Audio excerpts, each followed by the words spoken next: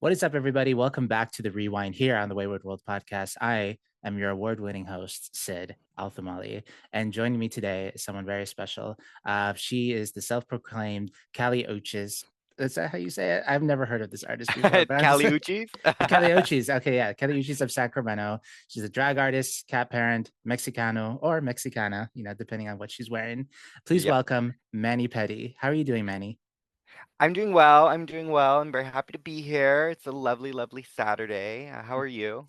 I'm doing great. It's like a very lovely Saturday today. We're in Washington State and we're seeing the sun for the first time in a while.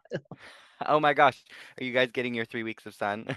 I think so, but it's probably going to go away in a few hours. So Yeah. enjoy it while Yeah. we can. How is it over there? You're in Sacramento. So how are you? How are things in Sacramento?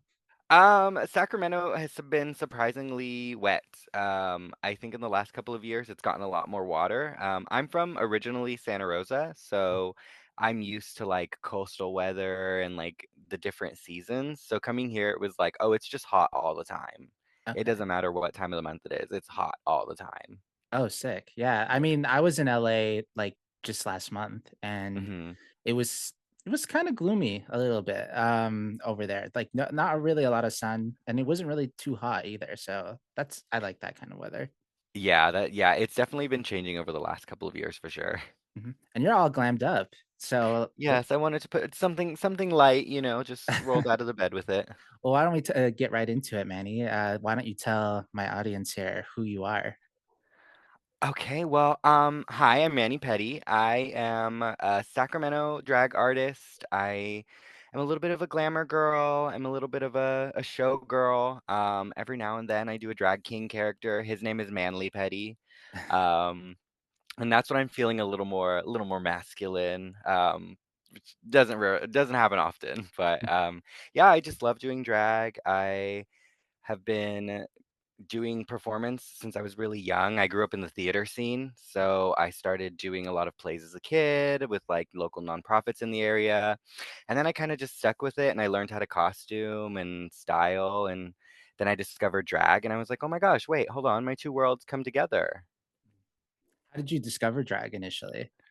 I was just clicking through the channels one day, and we had like that weird Xfinity package where you could pay for like all the basic channels, and they'd give you like two channels that nobody's ever heard of, and Mhm. one of them was Logo. Oh, And so I had seen RuPaul's Drag Race, and I was like, oh well, I don't really know what goes on with race cars, so I clicked on it to see what it was, and I was like, oh, what is this? And I think that was around season 4. So I've been playing with drag since like 2012. oh wow. Yeah. Okay, that's a pretty long. When you think about it, yeah, that's over 10 years. Yeah, it's been a long time. It's been really interesting to also see kind of where drag has gone since I started. Mhm. How did you get your start initially? Like you said the theater world and your like love for fashion kind of collided with drag. Like when did you Yeah. start performing and when did you thought like, oh, I think I could do this? I would say my first real performance was with the theater company that I was working with at the time. They wrote a lot of their own plays, and they decided to make a satire about what was going on in certain events politically. So I actually got to.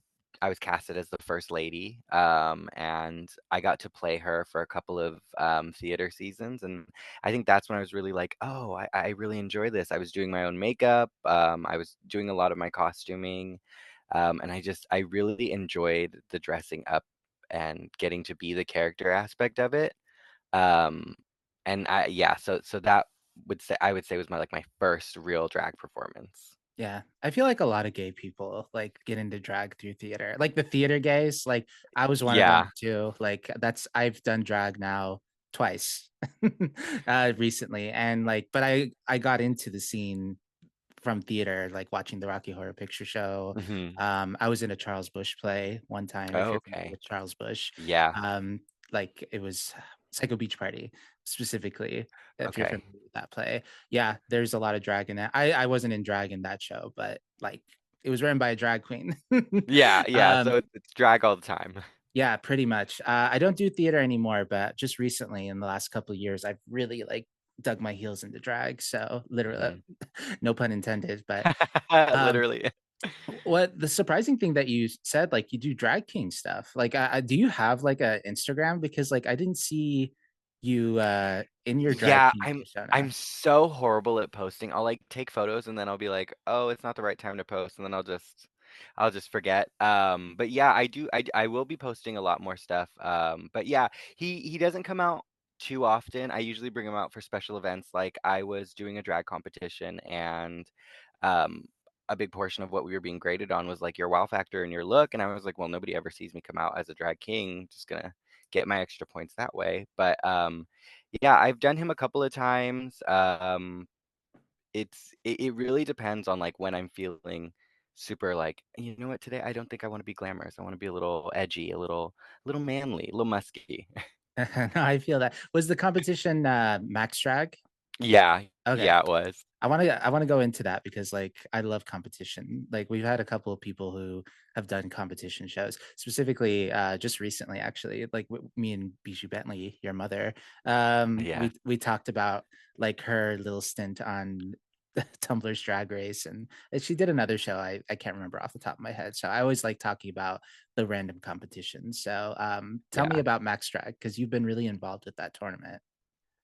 Yeah, I originally did their season 5, and it was really fun. I came in as the runner-up, which was so nice because it pays so well to be the robbed girl. Like, oh my God, did you think I should have won? Please buy my merch, and that's you never lose. Exactly. But yeah, it's really fun. I just love competitions.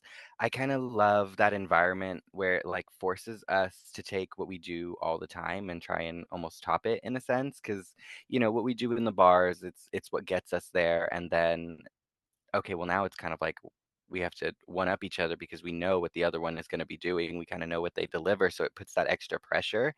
And I think when you get put into like that melting pot of pressure, it can create some really fun pieces or just really amazing moments.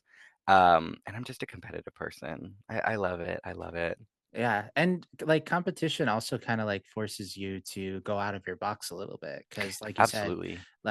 doing bar shows and stuff like that, it could get kind of stale, like just doing Hmm. kind of the same thing over and over again. So I like you debuted your drag king persona at like the competition, I think. But you said you debuted it at the competition.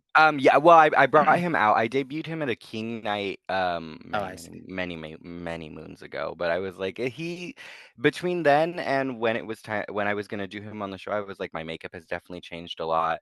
What I do has definitely changed a lot. That's also why my Instagram is a little bare because I recently went through like a makeup, a makeup change where I almost don't look like the same person. Mhm. So I took a lot of that stuff down to post more updated stuff. Yeah. What was your drag like before? Because I did see some old photos, and yeah, it was a little different, It was a like little different. Yeah, a little absolutely. different. Before the makeup facelift, as I call it.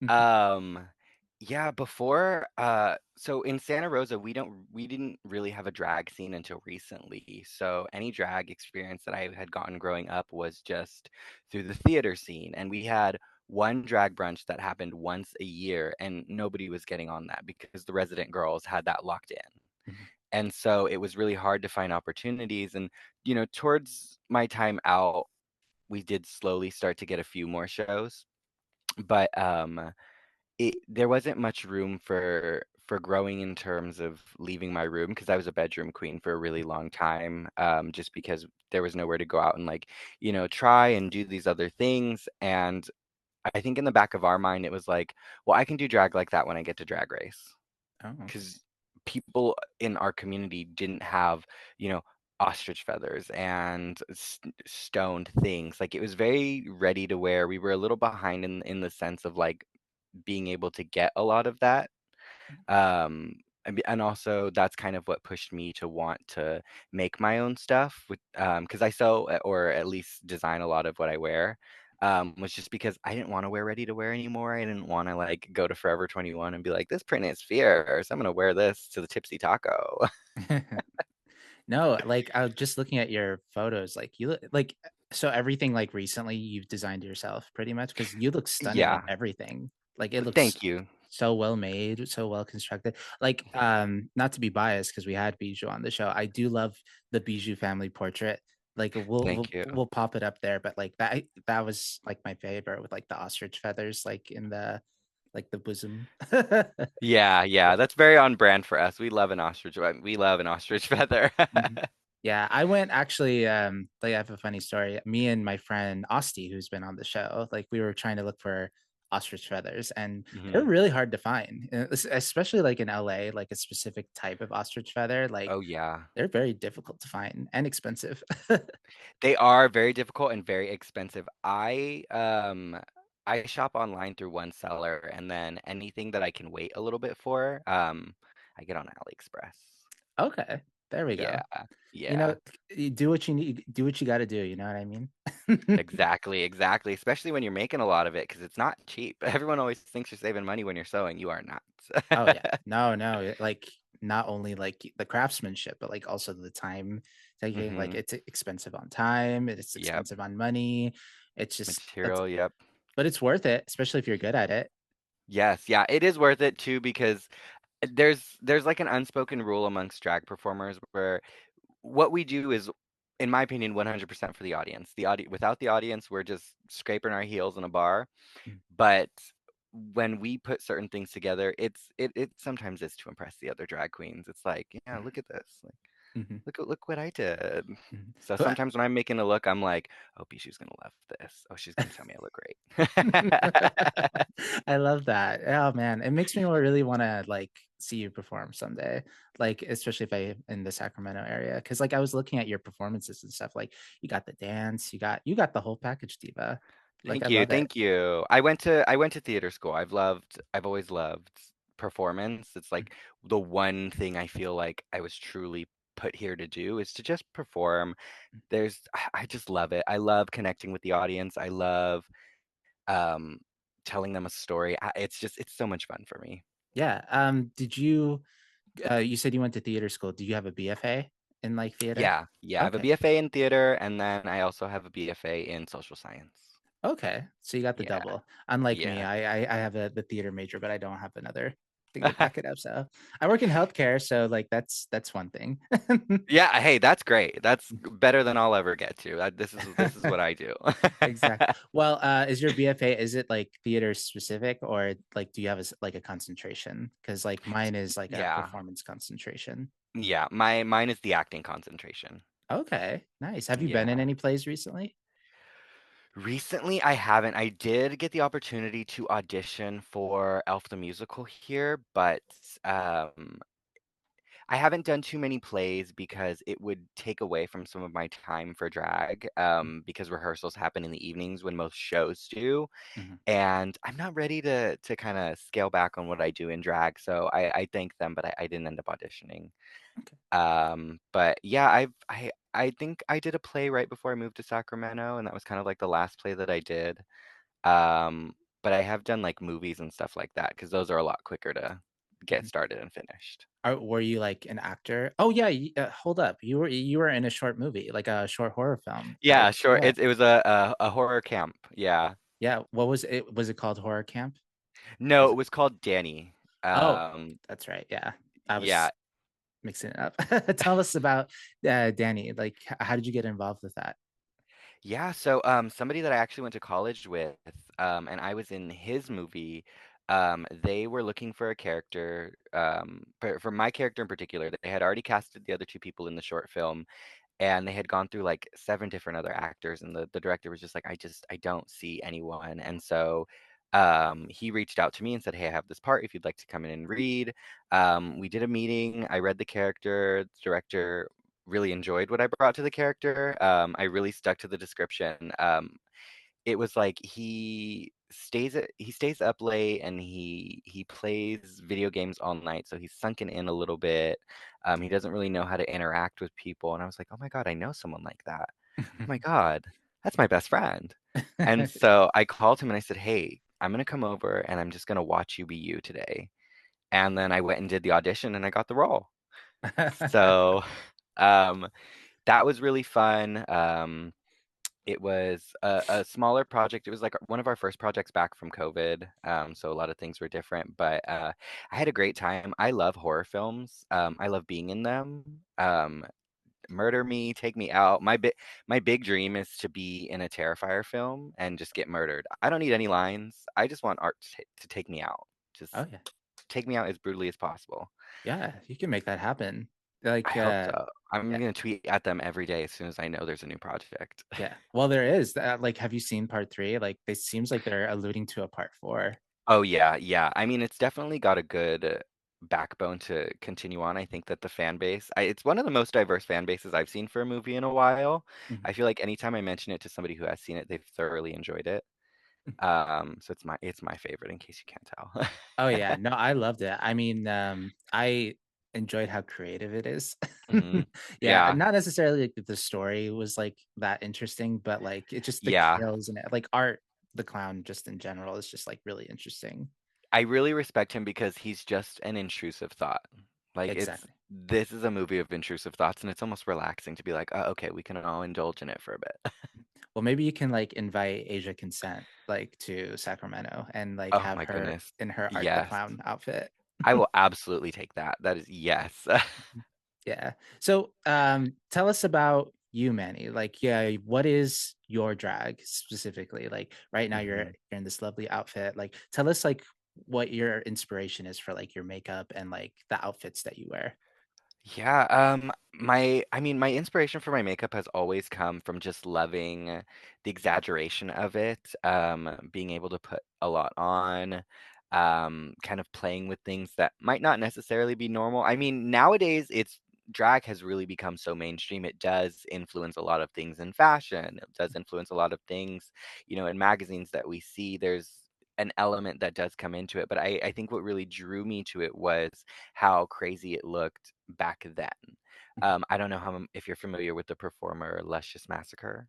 Oh, I love Luscious. Yeah, I've been a fan since the beginning, back when we were all just putting on light eyeshadow. Luscious has always had that mug, and I've just always loved that mug because there's just something about it, it's just it's so drag. It's so drag, and I've always loved it. So performers like that have kind of been my influence. And then because I did start with like earlier Drag Race, we got a lot of crazier characters who still wore a lot of makeup. Like we had Roxy, and I mean, that mug is always painted. And that's kind of what influences me. What little drag that we did have in my hometown at the time was very pageant. So I did kind of have a pageant upbringing of, jewels and hair. And the first thing you know is how to walk in a gown. But I've always loved showgirls in particular. Like when they would come out in the big ostrich feather fans, and Dita Von Teese has always been like a really big inspiration just because I don't know, I just love feathers, and I love um, kind of the way that the colors can look around you with, like, you have this beautiful headpiece up here, it comes down here, you've got the tail down there. That's, I think, kind of where I get a lot of my influence and my aesthetic was I like to look like a little glamorous showgirl. Oh yeah, I see that a lot, especially like right now. Like, I think what I like particular about your makeup, it's like it's not very sharp, which Mhm. like that's a really cool idea, but like it's very Yes, yeah. round. Like, Yeah. is that like intentional? Like, does that like I've noticed that in a lot of your looks, like the roundness of like your eyeshadow is like pretty prominent, and which I love personally as someone who has a round face.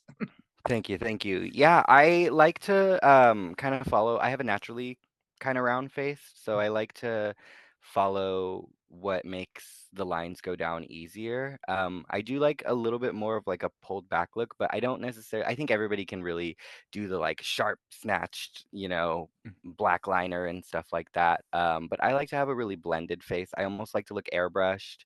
And there's not too many hard lines when you look airbrushed. It's very blended out. I use a lot of like circular motions when I'm putting on my makeup.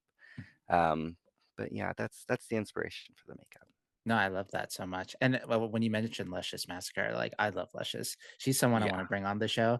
I knew about Luscious recently, actually. Like I think last year she posted this one TikTok. She's like, "Honey, are we painted? Are we painted? Yes, Are we yes. up in drag?" Like that. When I was like, Yeah. I need to follow her right away. Oh, absolutely. I honestly, I say that to myself every time I get into drag. I just look in the mirror and I hear her in my head. Oh, I love it. And she's a Mexican drag queen too, right? Yeah, she is. Yeah. Love that. Yeah. Yes. But yeah, like I needed more brown people on the show. I couldn't have been the only like brown person, like Arab on the show. Like, so I'm Yeah. glad that we have you on to like Thank you. Thank you. diversify. Like, how did yeah, speaking of your Mexican identity, like how does that influence your drag at all?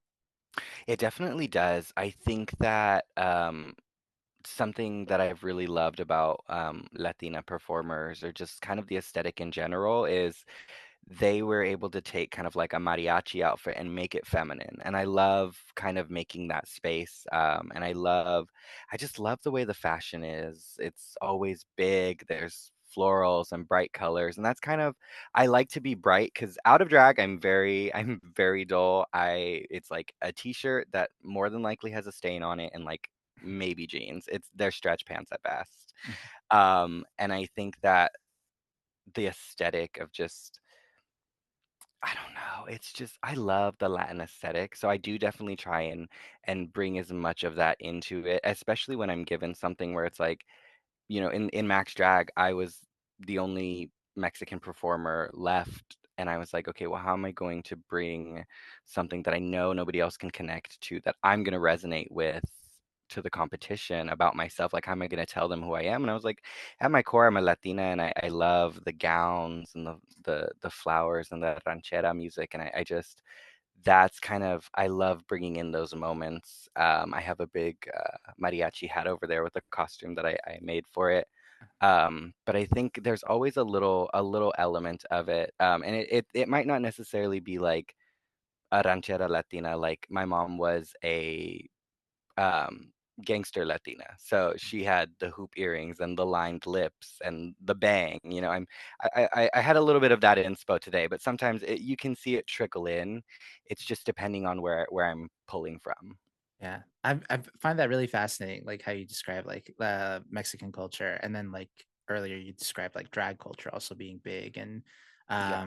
and stuff like that. So I think it totally makes sense. Like those two worlds definitely collide a lot. It seems like, especially with your aesthetic. Yeah. Yeah, I just love the bigness of it. I think that's also what always drew me to acting was it was always about being big and creating this character and having these outrageous costumes. It doesn't matter how high or low level your production was, there was always some kind of respect for the costuming that went into it. And that's kind of what I go into with drag. I always make sure that I'm having some respect for the garments, because you can't carry every garment and just throw it on. You have to be able to move in it, let it speak. So that's also really important to me is respect for the outfit and just I love the bigness of it. Oh yeah, like you've got to like you're kind of like performing in the outfit, like not literally, but also like when you're walking and like when Hmm. you're like presenting yourself, like anyone could just throw on an outfit, but like it's the Right. way, it's the presentation, it's like the airiness. Like when I put on like my wig like for drag, which was it was designed by my friend Acacia Forgot, and she like it's like this giant like headpiece, like it's bigger than life itself, and I'm just like I really just like there's something about this right now that makes me feel so empowered that like Hmm. I want to show people like this hair, this is my hair, Yeah. like Yeah. Alaska said. Yeah. Yeah, that's very much what it is. I think that I love kind of showing the garment and letting it do the talking when I'm walking from point A to point B, because it is empowering to have something like that on. There's just I always call it we go into the Amazonian mode when we just get a little bit just superhero sized, and then Mhm. I'm like, oh wait, we aren't really that big. Yeah, the Glamazonian Yeah, mode. yeah, Glamazonian mode for sure. Yeah. Tell us about how you met Bijou, because you're part of the Bentley dynasty Mhm. and you're the first daughter of Bijou. And like you I made her am. realize like, wow, I can have kids. Yeah. Like how did you both meet each other, and maybe talk a little bit about how she's influenced your drag? Oh, yeah. I met her. So she had actually she was feeling social and she was following just a bunch of people back on Twitter. And one of the people who was following her at the time was my partner. And he and her started talking, and he was like, "Oh, actually, my partner does drag." And she was like, "Oh, well, tell them to come out." This was right when I had moved to the Sacramento scene, so I hadn't like got to know anybody yet. I got up in my little drags and I went out and we hung out and we just clicked. We have so many of the same references. I'm a big disco girl as well. She's a disco diva down. Um, we kind of looked similar with our makeup already. A lot of people had asked, like, "Oh, did you paint, her when she came out?" And she was like, "No, she did that all by herself." But I think we got along so well, and there was definitely areas where my drag needed improvement, and she felt the need to like want to help me with that. And I think that our relationship came so organically. It was kind of easy to just, "Well, do you want to be my drag daughter?" And I was like, "Well, yeah, yeah, of course, I'd love to." It was very we were sitting on the couch, and she was like, "Oh, I have a gift for you," and she like hands me a little box, and it was a Bentley necklace. I Oh. was gonna wear it today, but it didn't match this one. Um, and she was just, "Would you like to be a part of my house?" And I said, "Absolutely, I would, I would." And from that point on, like that's really, I think, when our work together began. She's definitely the one who introduced me on how to get a lot of what I love about showgirls at a decent price, or if you can't get it at a decent price, you need to learn how to make it. Okay. Because I had sewing experience. I worked at a craft store back home, and every night they would have like a sewing class, and it was always the same ladies, and we would just talk. And one day they were like, "Sit down, sew with us. Like, let's do something." And I was like, "Oh, okay, well, yeah, sure."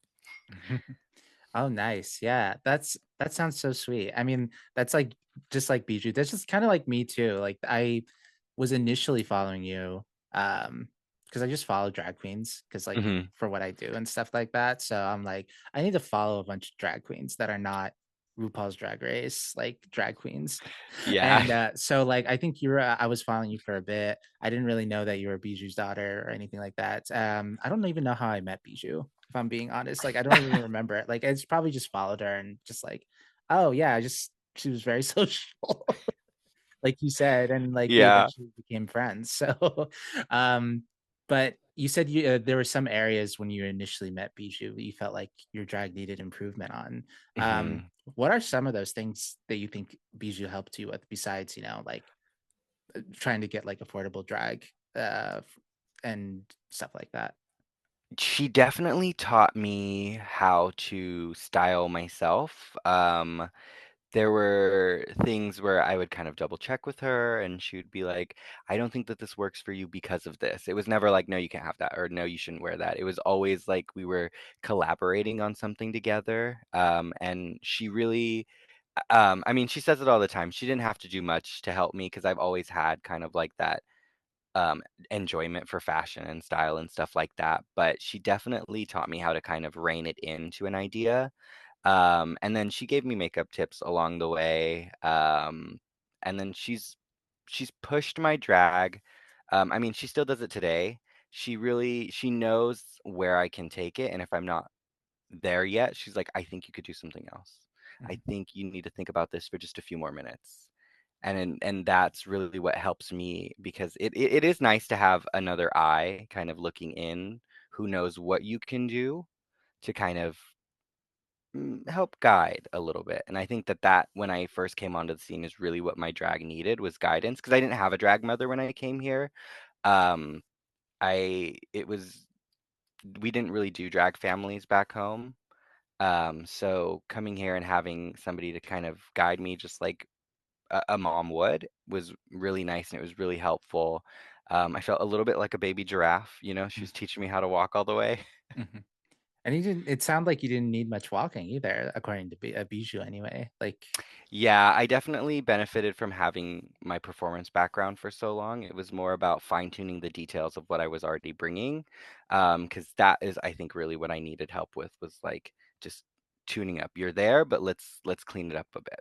yeah, that's like that's the best kind of criticism you can get because like Yeah. um it's not judgmental. It's judgmental of like it's criticizing where you can go. You know what I Yeah. mean? Like it's not, oh, you're a bad drag queen. You're never gonna make it, blah blah blah. And it's like the vision's there. Let's see how we could like bring Yeah. it up a notch. And that sounds like that's your relationship with Bijou anyway. Yeah. That definitely is what our relationship was, and it's surprising because there are some relationships with drag parents where that's not the case. It's and you can tell it does really take its effect on kind of the individual who's getting the criticism and how you deliver it and kind of what kind of help you're giving to them. Mhm. So I'm definitely was really thankful to have somebody who was willing to sit down and work with me so much. I talk to her basically every day, especially, back at that point. Yeah, you had cute little videos that you've both released like recently, like little memes. Yeah, yeah, she's a real girl. She loves to do reels, and I love to I love to do them. I'll send her stupid reels, and I'm like, oh, we should do this. Oh, let's do Yeah, this. and a lot of them seemed like they got pretty popular too. Like, Yeah, yeah, yeah. a lot of They're people shared. fun. Everybody loves reels. Yeah, exactly. Um, let's talk about Sacramento now, because like Yeah. that's where you're at. Like, tell Yes. us what the scene. I Bijou kind of gave us a little like insight of Sacramento. Like, what's the scene like to you compared to like Santa Rosa? I think we have a really diverse scene. I think there's kind of pockets of what everybody likes to do that kind of exist. We're not super large, um, which is a bit of a benefit in the sense of like what we get to do and how we get to like define what we are as a scene. But I think sometimes we get overlooked just because we are so small and compared to like a lot of bigger drag scenes, sometimes almost non-existent. But I would say that there's definitely a heavy presence for like alternative drag. We do have a lot of in-betweens and kings that perform here. There's definitely a really strong, I would say, glamour presence. I would Mhm. say that there is a bit of fashion that influences a big portion of people. I feel like somebody is pulling from an aesthetic that might still be glamorous, even though they're giving, early 2000s, or if this somebody's aesthetic is, even I do wear some dancerly costumes because there are some songs where I like to move. I like to at least make sure that they're glamorous, when I'm spinning or if I'm just, crossing a stage. So I think that it's you can hit either side of intense glamour or intense alternative. Okay, that sounds Yeah. really cool, especially like the alternative scene too. Yeah, we definitely have a lot of amazing alternative performers.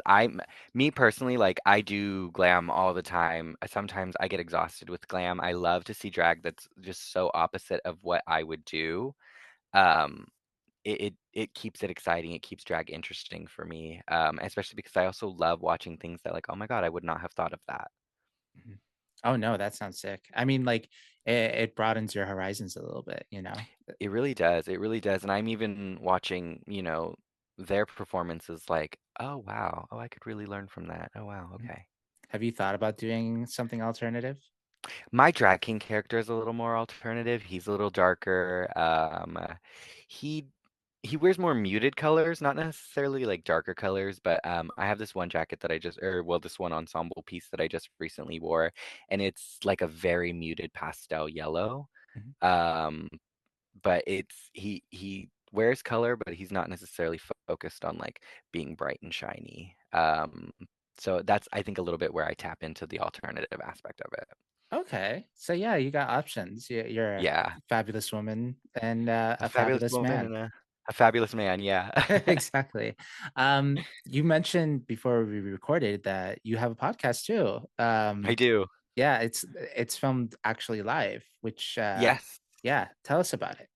Yeah, it's called Say Yes, and, once a month, myself and 2 of my other friends, Suzette Vanetti and Katana Ray, we get together, and we discuss whatever topic, might be on our minds. Sometimes we'll discuss local drag drama, and kind of how that affects the scene. We'll go over like drag etiquette. We've all been performers for a very long time, so we have seen a 10-year shift in what drag looks like. We've seen kind of how mainstream and how media based a lot of drag is now. How's that affected what we do in the bars? And then we also have like it can either be an important question or just like a random burning question one of us wants to ask, and we all have to either say yes or no to it at the end. Okay. And so we'll like get into it. So yeah, once a month, huh? Like, hmm yeah, was there a reason why it's once a month, or is that like just kind of the best time to like do it for you guys? it's always been once a month. So I was not originally on it when it had started. I had come in as a replacement for somebody because they were going to be taking a break from drag for a bit, and they wanted somebody to fill in for them and just stay through it. Excuse me. Oh my God. That's And I had just come on as the guest for just the one episode, and everybody really enjoyed that episode, so they asked me to come back and just be the fill-in until this person decided to come back. Their sabbatical ended up being for a long time, and so I've just been on the panel ever since. oh And sick. then I I became a resident on the panel a couple months into it. Okay, and you guys are like together, like in person, or is it like done through Zoom? Yeah, we're all together in person. So Suzette is she's the comedy girl. She books a lot of the comedy shows. Like we have a show called Drag Queens in Comedy, where it's three comedians and three drag performers, and it's just kind of one right after the other.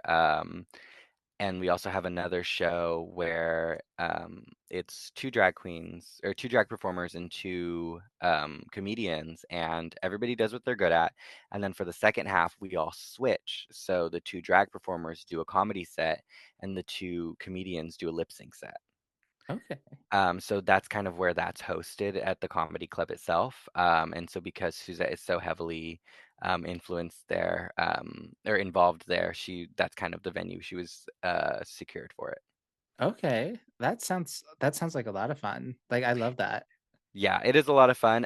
It's a live stream, so you can just go through YouTube and watch it live, and you can even comment. And we'll answer questions. We'll respond to audience members. A lot of it is a lot of people from the community, so we do get to chit chat a little bit on there with them, even though Okay. they're not physically there with us.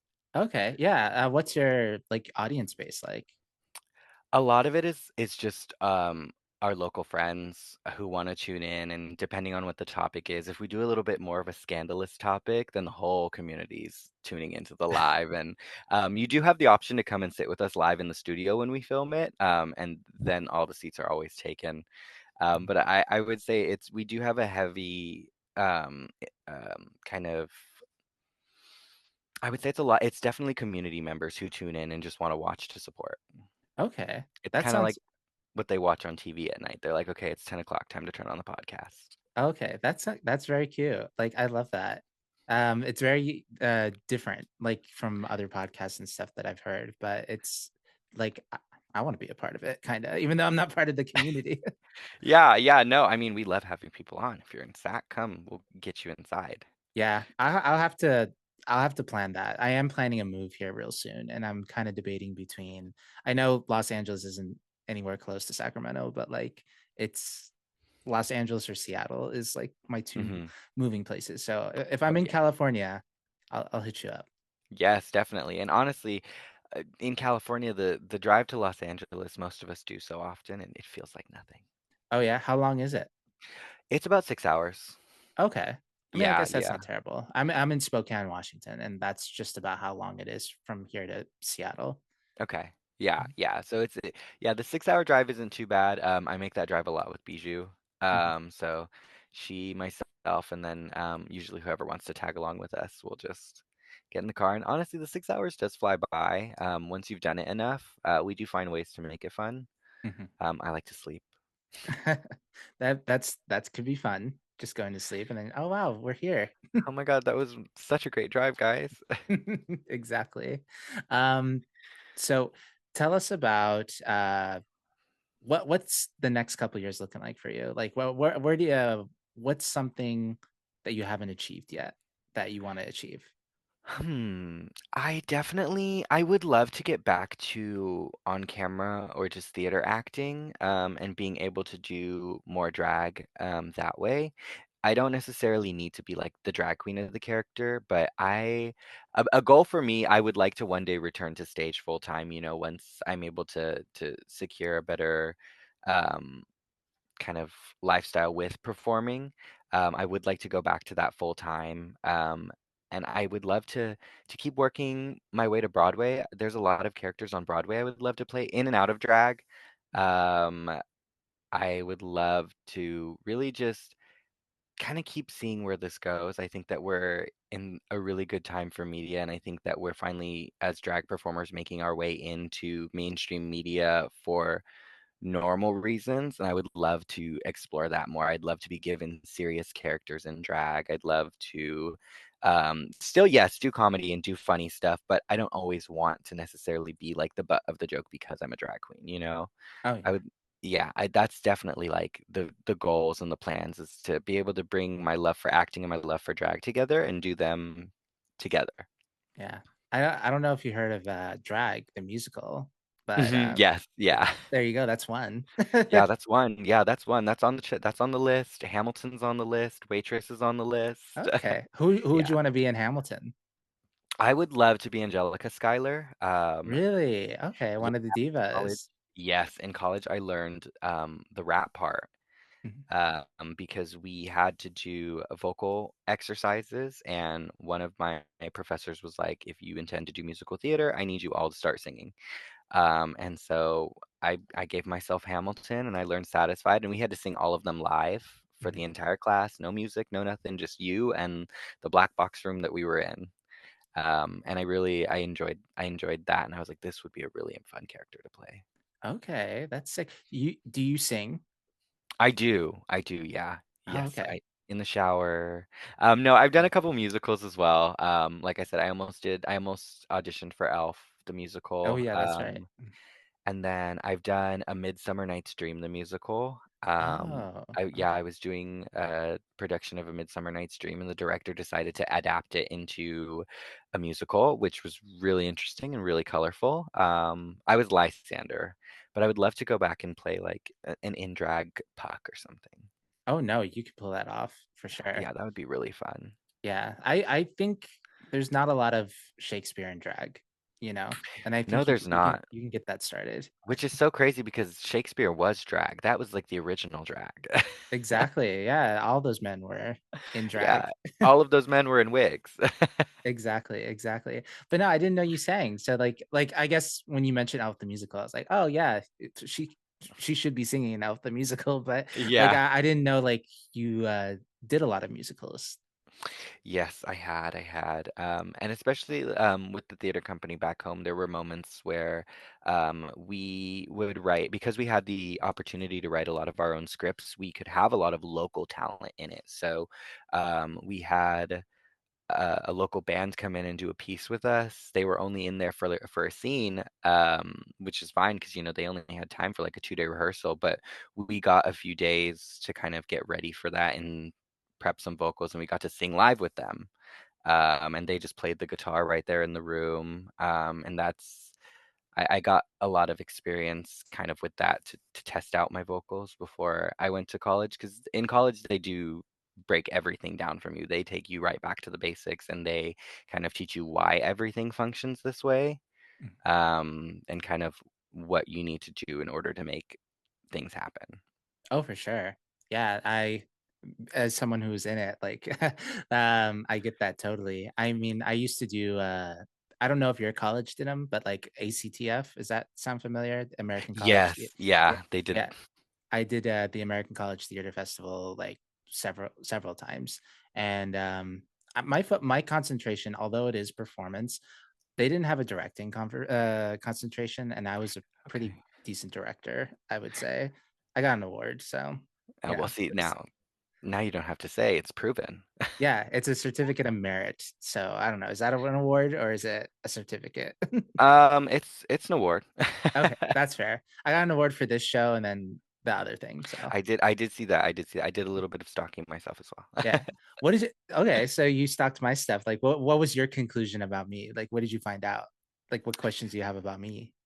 Oh my goodness. Well, I would love to know like kind of what what what got you started with the what made you say, you know what, I need to be doing this because there are things because I watched a couple of the interviews as well and I'm like, these are things that I want to hear. So it's like what influenced you to kind of create this platform? Okay, that's a really good question, actually. I started it because, like I said, I was in theater, and then the pandemic happened. So I was like, I'm not doing online theater. So I have to like, I need to figure something out before I go crazy. So I watched this show, this podcast called Pocket Full of Soup, and the host would always sit down. It was someone with their friends, either in the video game industry or something like that, and they would talk about someone or something that they're thankful for.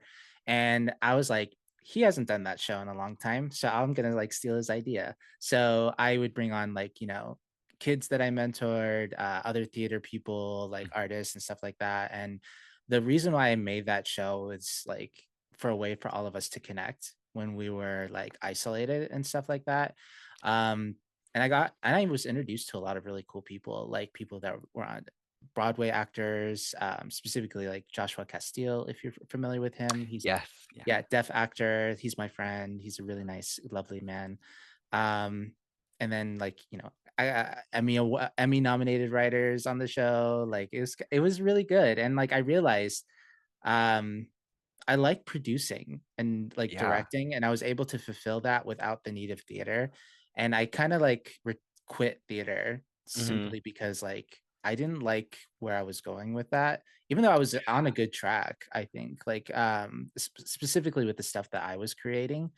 Um, and then I think like when I was doing the show, like 4 years, 3 years into it, it kind of got stale asking like the Mhm. same question essentially.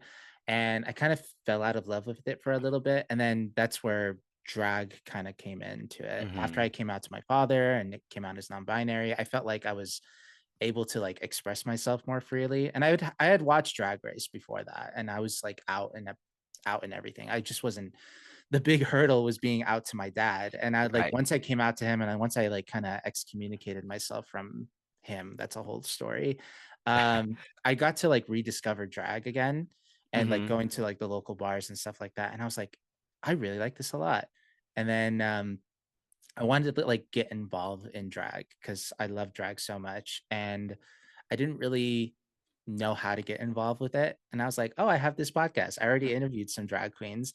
Let's make this like a drag queen focus, like, well, not drag queen, but like nightlife performance, like nightlife performers, DJs, queer nightlife in general, like focus podcast.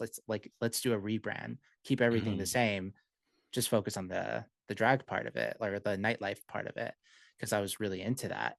And so that's how it became a space for nightlife entertainers to like come on and like talk about who they are and like get to know them a little bit more. So that's kind of like the evolution of the show. It was initially people I know, people in the arts community, people I looked up to, and now it's like drag performers that I look up to, drag performers that are my friends, and getting the Dragula girlies on the show. Like that was Yeah. kind of like fierce and stuff. And Bijou also like has a very big following as well. So I was like Mhm.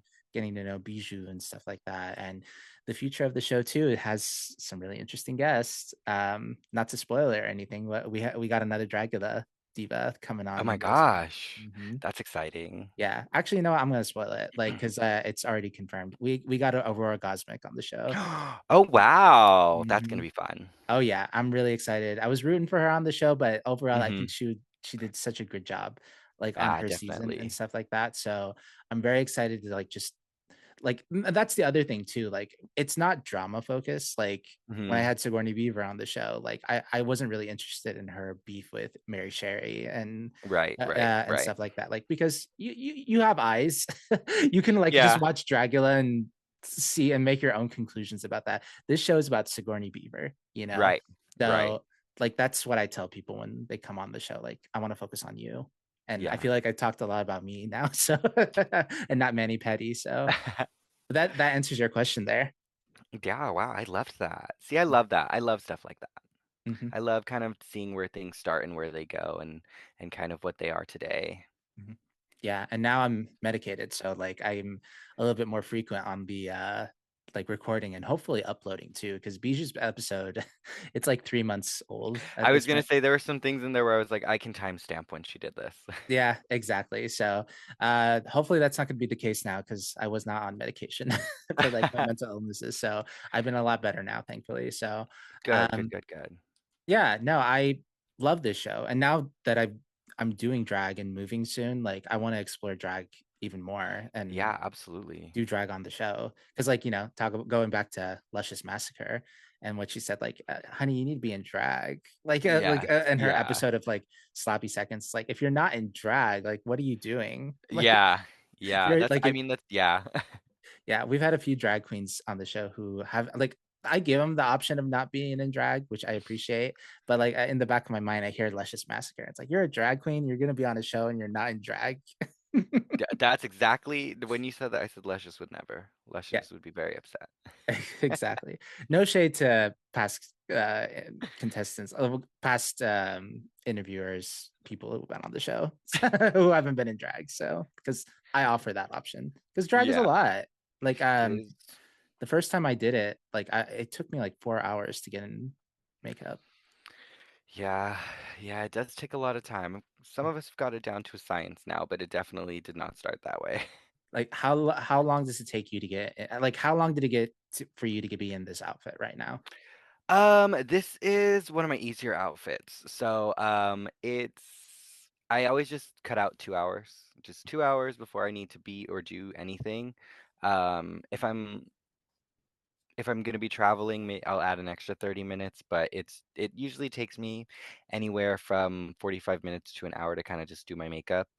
And then I have a lot of my stuff, we're in my drag room. I have a lot of my stuff kind of hung up so I can kind of like get an idea when I'm doing my makeup of what I want to do so I can get dressed a little quicker. But there are some costumes where I'm like, okay, I'm gonna need a little bit of help reshaping into this. Oh, that's fair. And now is your drag room like what's the state of it right now? Like is it It's um it's It's clean for what it normally is, okay, that's but good. it also doubles as one of our guest bedrooms, so it's not how I would have someone sleeping in it. But Okay. honestly, if your drag room is clean, you're not working enough.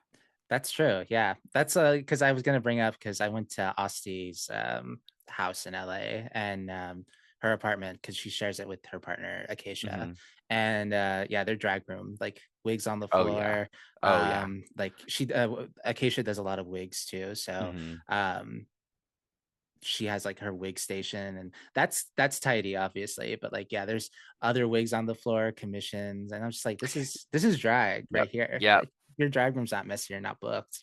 Yeah, yeah, no, I mean my sewing table is also in here, so it's like I've got like all my sewing projects just in a pile of like they're cut out, I just need to sew them. I have my rhinestoning section over here, so I've got like all my boxes of rhinestones and costumes that are like in the process of being rhinestoned. It's crazy in here. Oh yeah, I mean I have my little makeup station and like for the little drag that I've done like it is completely messed up and I just like ugh, I don't want to I don't want to put anything away. Oh yeah, no, my vanity is a complete mess. I don't even want to look at it.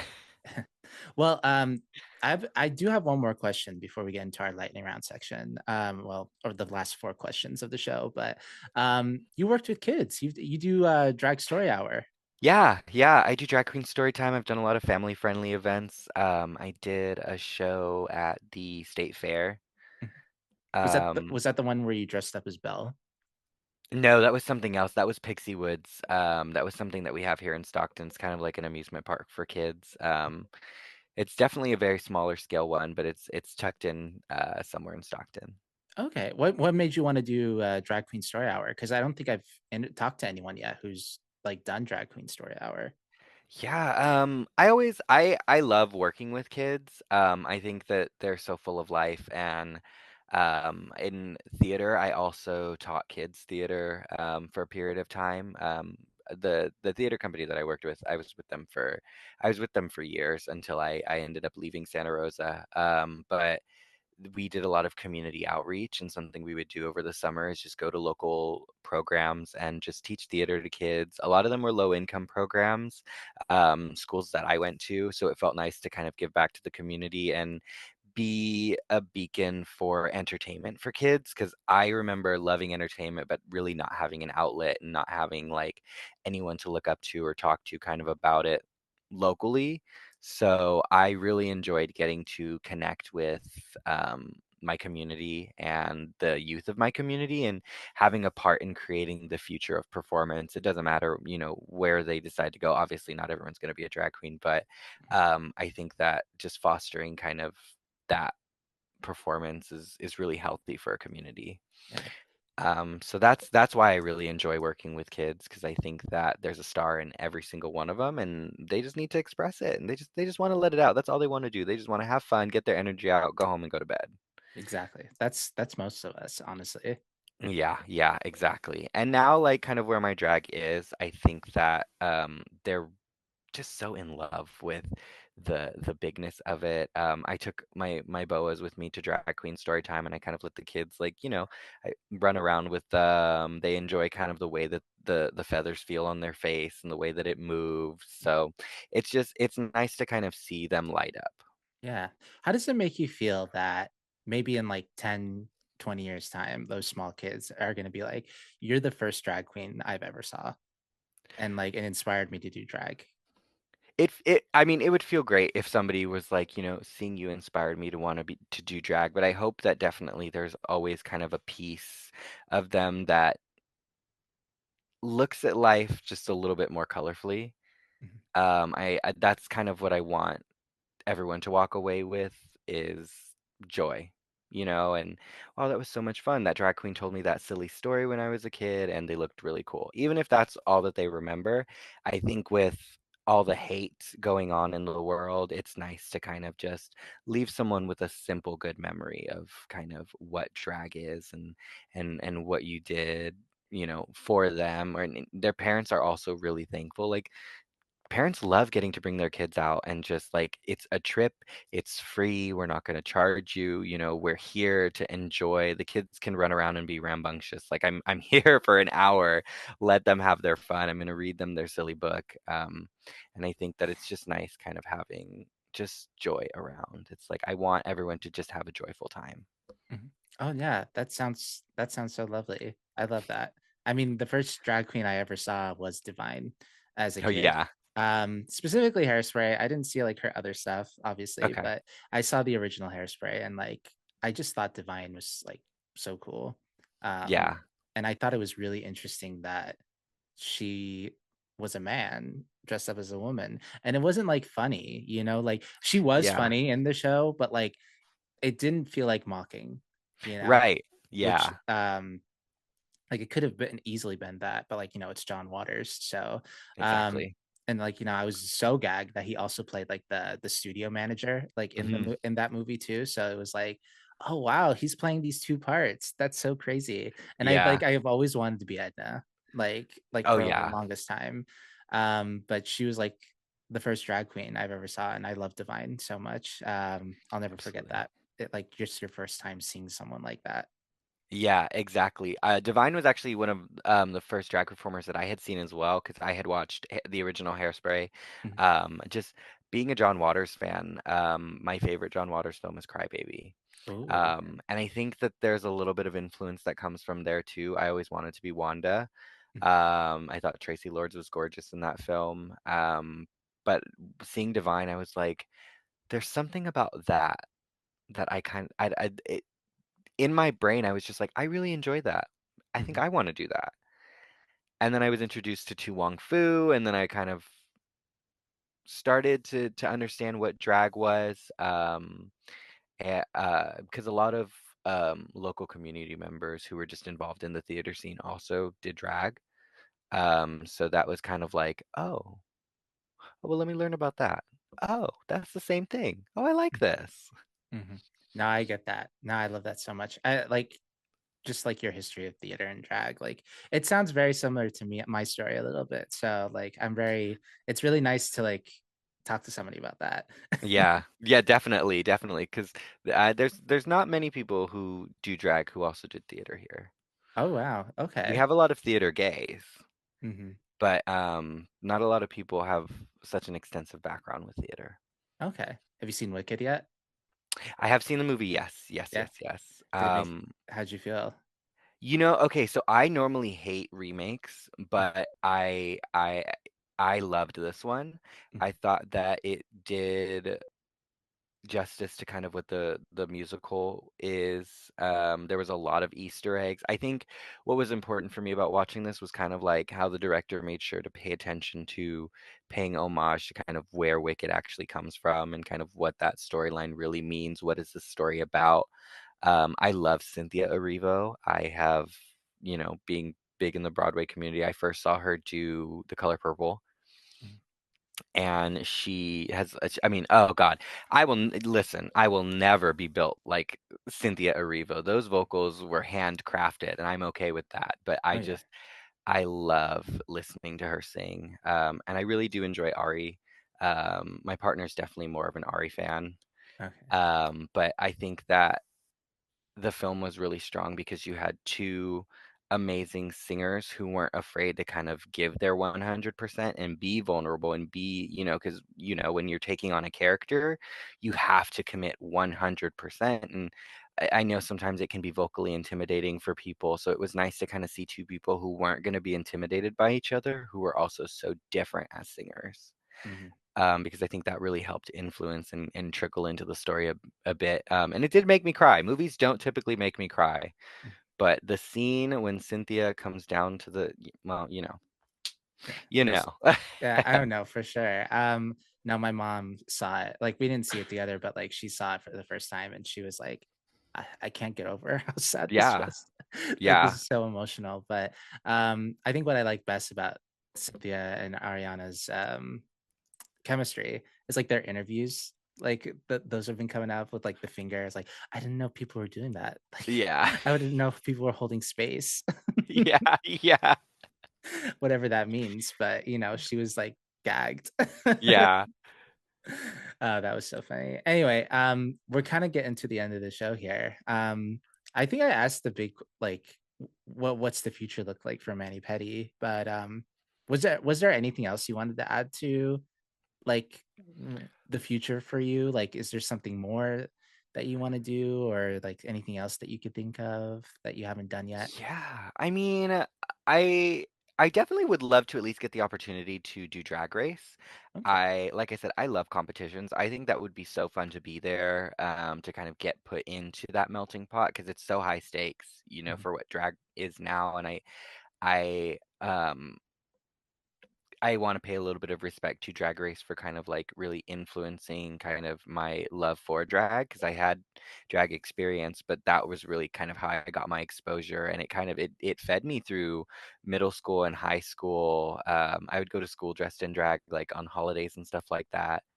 Um, and I would love to be able to kind of go where she started. Okay. But I think it could just be such a great time. I just want to have a great time. That's kind of all I want with my career is I want to be able to sit down when I'm finally done performing in all aspects and just look at my life and say, wow, that was fun. Yeah. Did you audition yet for 18? I did, I did. I will Okay. be, yeah, I sent in an audition tape, so hopefully they like it. Oh yeah. And if they don't, I didn't send in the tape.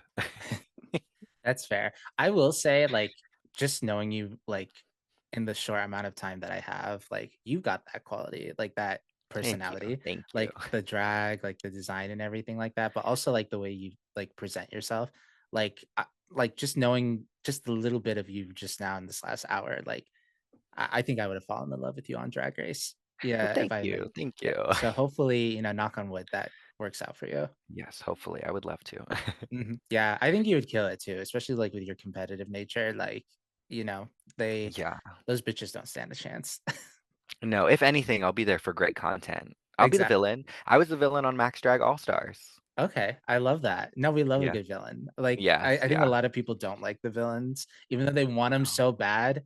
But like, Yeah, you want me to do this. You know you do. Yeah. but, but then you get canceled. Then you get, hey, listen, they tried to cancel me, but they couldn't cancel me. Yeah. I was too mean about it. All right. So we're getting to what I call the lightning round section of the Okay. show. It's not really that fast, actually, but it's another series of like 5 questions I like to ask guests each and every week. So Okay. are you ready to answer them? Yes, I am. Question number one, describe a perfect day. A perfect day? Oh my gosh. Ooh. A perfect day. I'm waking up. Um, I just, when you wake up and you get just the right amount of sleep, you just Hmm. feel well rested. I'm a big I'm a big stoner, so I'll usually on my days off wake and bake. I love a good wake and bake. And then I'll migrate with the cats to the living room and we'll all hang out for a bit, watch some TV, some probably trash reality TV. I like watching reruns, a lot of stuff I grew up watching. So like Next, Parental Control, stuff that's absolutely like way has not aged well at all. Hmm. But stuff that kind of reminds you like, oh yeah, it's not that bad. I'm good. I'm good. All right. But I'll go out to my garden. I have a garden. Oh. Yes, I have a full garden in my backyard. I grow lots of fruits and vegetables for myself. I'm a very homely person when I'm like out of drag. I have like bread maker, an ice maker. I kind of like to make my own herbs and stuff like that. So that's kind of like what my perfect day would consist of is just being homely. I have a huge plant collection. I have probably about 400 plants. So it's watering them, checking on them. Do I have new leaves? Um, Playing video games. Okay. You're Yeah, so that's mom. like Yeah, you're so mom coded, kind I of. am, I am. I'm so mom coded. What I'm video definitely, yeah. what video games are you playing? So I really enjoy Minecraft because sometimes I need to be creative at all times, but sometimes I can't be creative with drag. I need to just take a break. So I'll go and like build something. Or if like, a lot of my other friends, my best friend, he's straight, so he plays a lot of like the straight games. So we'll jump on and play Call of Duty, Fortnite, Fall Guys, all those. Yeah. I'm horrible at them, but on the headset, I'm just there for the entertainment. Exactly. No, that just sounds just like you. You're just here to entertain and be Yeah. entertained. I'm just here to entertain the masses. Please don't pay attention to me. Exactly. No, that's so cute that you have like a little backyard in your garden and, Yeah. very housewife, very like, Very housewife, yeah. I'm in my housewife era right now, and I don't ever think I'm gonna leave. yeah. And I'm also a big stoner too. Like I usually take a bunch of dabs before bed and just pass out. Mhm. Yeah, Helps me sleep. Uh, yeah, it helps me sleep as well. That's kind of what got me the most into it because I'm a very, very, very bad insomniac. So I have to do a lot to kind of get me to calm down and relax to be able to like go into sleep mode. mhm. It also makes food taste better. Oh, absolutely. Oh Yeah, yeah, I those love are it. the The best meals I've munchies. ever had. Yeah. Exactly. Question number two. What is a song that describes your life right now? A song that describes my life right now? Oh my goodness. I would say Kali Uchis, igual que un ángel. Okay. That Yeah. makes sense because I you're feel really like Kali that's kind Uchis. of the mind frame I like to live in. It's like, I might be the only one who thinks it, but that's when she puts her headphones in and jams out to it, that's kind of the vibe she's going for.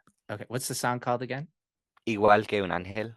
Okay. Is she Yeah. a like a Spanish, like Mexican artist? Yeah, she's Colombian. Colombian. She's a Latin artist. She does a lot of Latin pop and also I would say a little bit more like indie Latin music too. That's kind of how I met her. She was featured on a couple of Tyler songs. Mhm, They have After the Storm together. I love that song. And that's kind of when I got into her albums back then.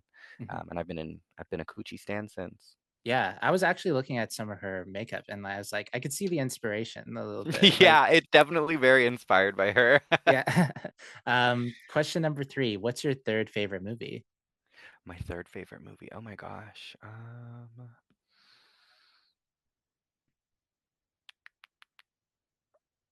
It's my first, it's my second.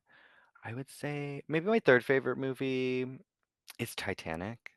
Oh, okay. Yeah, I love.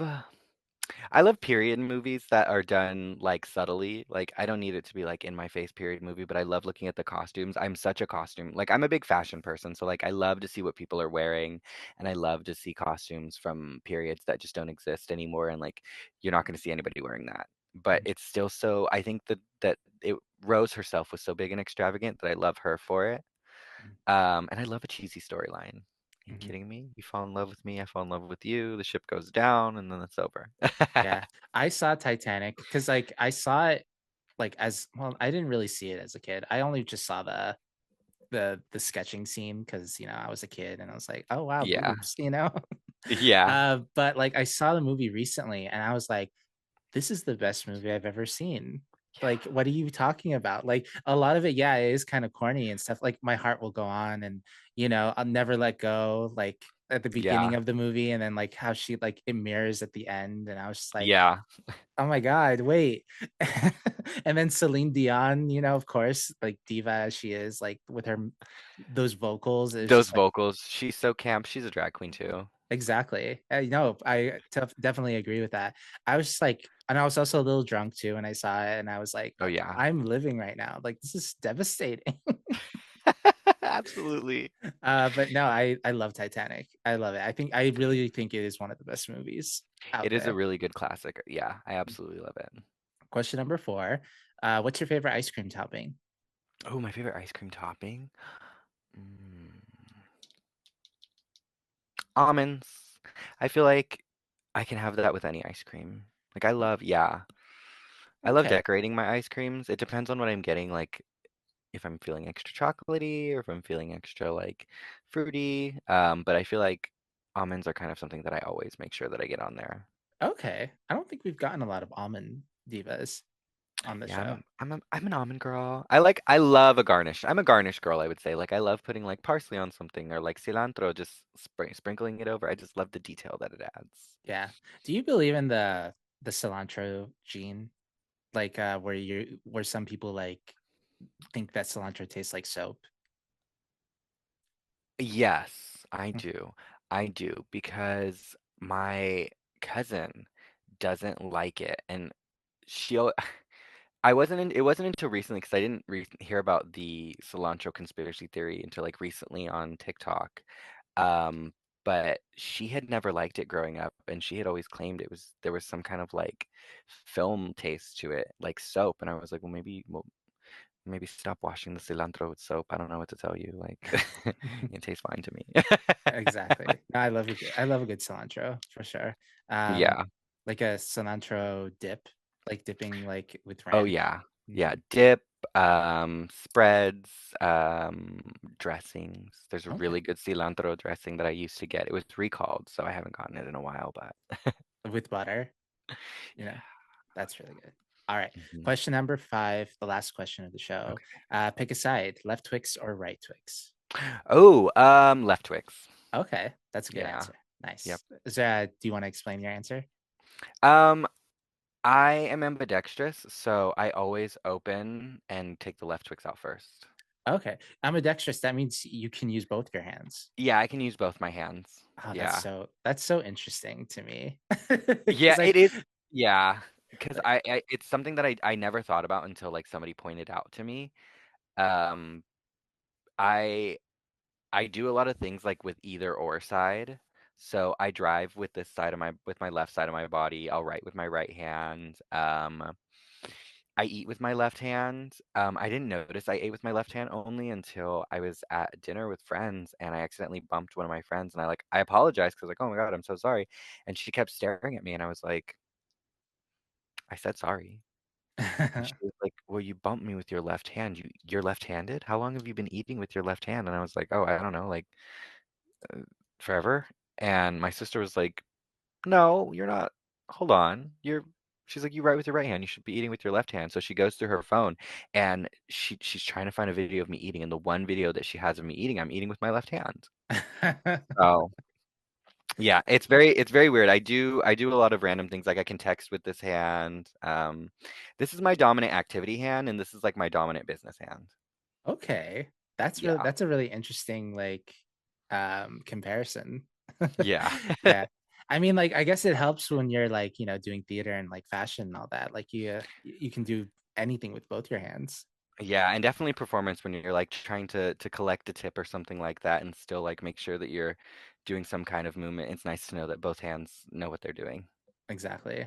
I feel like even my right hand doesn't know what it's doing sometimes, but that's my dominant hand. Um, before we go, like the left hand in Islamic culture, anyway, like back when I was a Muslim, it was the devil ate with the left hand. I guess that's similar in Yeah. Christianity and stuff like that, but Yeah. like you would do everything with like everything dirty with your left hand, like Hmm. wipe your ass, Yep. do dirty stuff with that hand, and then the right hand you just like that's your clean hand, and you eat with the hand and shake with that hand and stuff like Yep. that. Yep. And it's, Yep. Yep. yeah, it's the devil, he eats with his left. That's why He people. does. He does. And I said, well, I mean, I'm gay, so it makes sense. Yeah, that's fair. Well, you got both of them, so like Yeah, I don't both know of what them. that like what does that mean, like in terms of religion? Like you're probably the antichrist. Oh yeah, I know. It probably means that like I'm standing somewhere between on both sides, right? And there's like some prophecy. There's no prophecy. I'm not helping anybody. Exactly, or in limbo. Yeah, limbo. Limbo is where I want to be. Exactly. Well, Manny, we're at the end of the show. Why don't you tell everybody where can people find you on social media, and if they're in the Sacramento area, where can they catch your shows? Yes, you can find me on Instagram at manny.peddi, ManniPeddi. Twitter is just Manny Peddi, one word. That's very more, I think, where you see him. So if you want to see like behind the scenes of the glamorous girl, she runs the Instagram, he runs the Twitter, and it's very evident. Hey. But if you're here in Sacramento, you can catch me at Badlands. I'm there all the time. I'm one of the main rotating hosts for Sunday Showcase. Fridays are drag. I do pop in for their Thirsty Thursdays. If you're in the Stockton areas on Tuesday nights, we do Eves of Paradise. It's a show that Bijou and I are both in with Liz as well. Um, and then, oh, I'm also at Roscoe's, which is right next door to Badlands. It's our bar and grill place. We have drag brunch there. I host every now and again there. And then we also have a once a month cabaret show that I run with Helen Heels and Elena Roberts. And that's at Roscoe's as well. Oh wow, so you do a lot. I'm booked and busy. I try to stay busy. I'm a workaholic. I'm a Capricorn, so Yeah, I guess real quick before we end it, like drag is full time, right? Like for you, or do you have like a side hustle?